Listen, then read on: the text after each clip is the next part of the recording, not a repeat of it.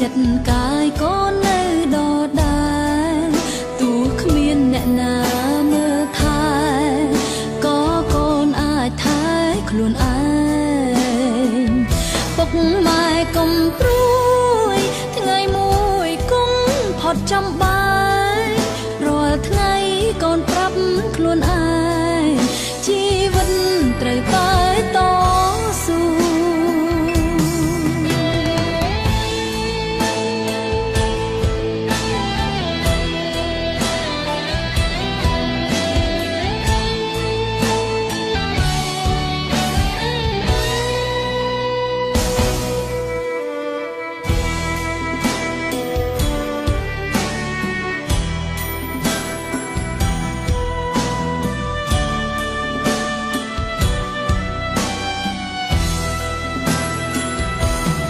នឹកទាំងនឹង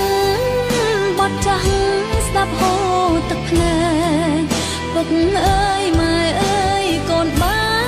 ករៀនស្គាល់អ្វីជាជីវិតអរក្តីស្រមៃនៅឆ្ងាយមិនមែននៅជិតតែធ្វើឲ្យកូនចេះគិតគុំនិតមិនដូចពីក្មេងទួងរួមនៅឆ្ងាយចិត្តកាយកូននៅដដែលទោះគ្មានអ្នកណាមើលថែ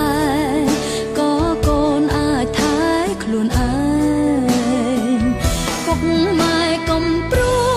យថ្ងៃមួយកុំផុតចំបាយរាល់ថ្ងៃកូនប្រាប់ខ្លួនឯង